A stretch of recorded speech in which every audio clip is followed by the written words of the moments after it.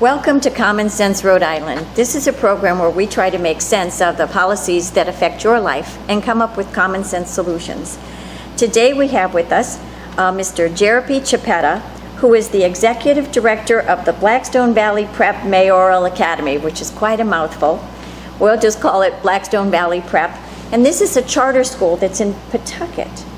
So we serve young people in Pawtucket, Central Falls, Cumberland, and Lincoln, and we have schools in several of those communities. Oh, so you have more than one? We do. We believe in small schools, so we have small schools, but we actually are operating 5 different schools right now. So you have 5 different schools. You're kindergarten through the 10th grade. 10th grade, yeah. And how many students, scholars in each building? So it varies. So our 3rd elementary school, which is opening this year, only has 60 scholars. So it's 2 major homerooms, and then our middle school is fully enrolled with about 325. Okay. And the high school is just 9th and 10th grade with 200 this year, but it's going to continue to grow. Okay, actually I graduated from a high school with 400 students in it, and I see real advantages in knowing everybody that you go to school with. It Absolutely. becomes a real friendly environment and a community of people. Absolutely. So is that why you prefer the smaller? So Kids don't get lost. Absolutely. When you think about what's happening in public education throughout our country, there are way too many young people getting lost. And Yeah, when there's 1,500, it's easy for them to get it's lost. far too easy. And we owe it to every one of our young people to personalize their education, to meet them where they are, and to push them to achieve the highest levels. And that's what we're trying to do. And I think small schools help to do that. And what's the average size of your teacher's classroom?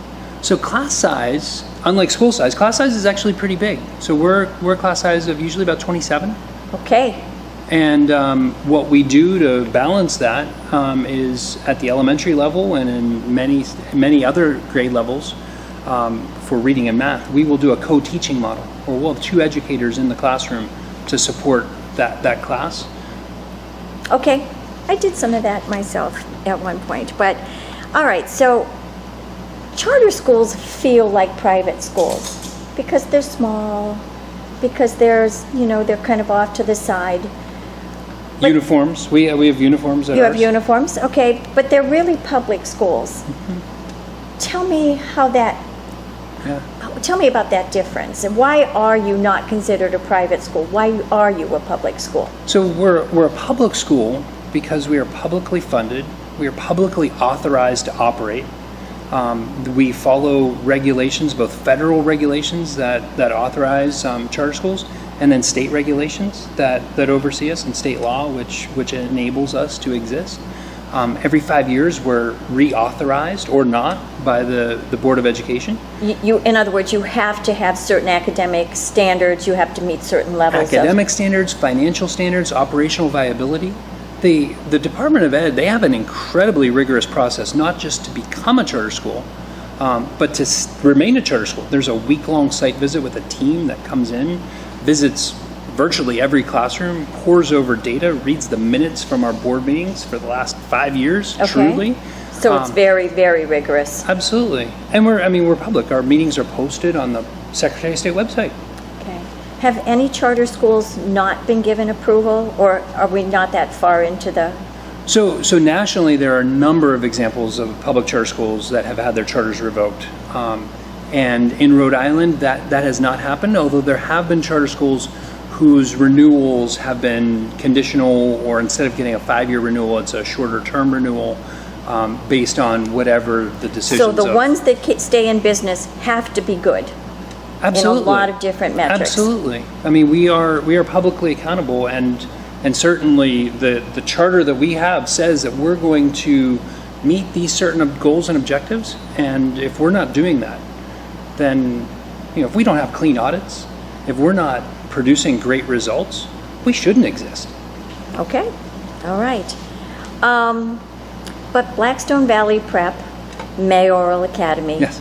is a real shining example Thanks. of what works. Thank you. Tell us a little bit about it and why it's working and what it does for students. So, in the most recent round of test reporting a couple years ago now because of the whole shift from kneecap to park. And, Yes, oh yeah. But in every grade level, in reading and math, our scholars outperform the state average. And, we're especially proud in 8th grade math. They had the highest test scores in the entire state.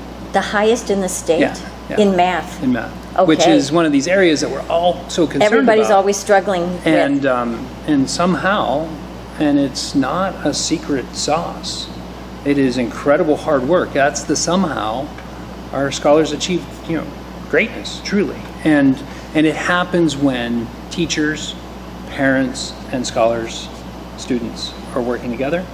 And it's happened at Blackstone Valley Prep. And we're thrilled. Okay, so this brings me to the charges that you cherry pick your students, and the reason you have such good results, such high test scores, is that you pick the best and the brightest.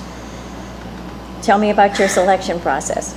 So this past year, we collected the names of everyone in the community who was age eligible, who was interested in attending Blackstone Valley Prep. And we knocked on doors, we did flyers, we did some direct mail, we were in preschools, Head Starts, daycares, churches, handing out flyers. And through that, we got... So any and all people in those communities? If you live in the communities that we serve, urban, suburban, Cumberland, Lincoln, Central Falls, Pawtucket, that's where we serve. You got the word out. We worked hard to get the word out. We were on Spanish radio, doing everywhere we could be to let folks know about the choice. We had 2,200 applications this past year for about 200 seats, so about 10 to 1. Okay. And the way the process works is there is a preference for if you have a sibling that's already in the program, trying to keep families together. Okay. Right? At the center is families. And so if there's a sibling, and that's federal regulation allows that, state regulation allows that. But otherwise, it's a random lottery. And we do give a preference for low-income kids. So if you're poor, you actually have an extra chance of getting in. So we're trying to serve those hardest to need. But we also want that intentional diversity of urban and suburban. So the random selection process, it's a computer. I don't see the names until after. In terms of what goes in, comes out. It doesn't matter who you know. If you know the governor, Doesn't matter. You know Representative Morgan. I'm sorry. That's wonderful. I'm so glad you know Representative Morgan. But it doesn't help you get into doesn't help you get in. Okay. So tell me a little bit about the demographics of your student population then. Sure. So it is truly diverse. And when you say when I first thought of diversity, I was a first year teacher in Harlem. And as a white male going into this particular school, I thought I was meeting diversity. 99% low income, almost all Latino, some African American. I thought that was diverse. Not at all. Diversity is true differences. That was homogeneous. Diversity is when you have all kinds of differences. In Blackstone Valley Prep, we're about 65% free reduced lunch. So some of our kids are not free reduced lunch. They're living financially Fine, comfortable sure. lives. Some of our kids are living in abject poverty, are experiencing homelessness, and English is second language? Yeah, about 40% of our kids speak another language at home. 40% speak another language at home? About 12%. 20% are actually getting instruction in English? So we have the number shifts every year a little bit. So about 20% of our young people last year were English language learners, officially classified. But a quarter of our young people exited the program last year. So they did well enough in English to actually no longer be an English language learner. So our numbers are actually falling a little bit this year, that's a good way to get the numbers down. All right, well, we're going to talk a little bit more about that because you have good results with your student population. And we'll be back in just a minute.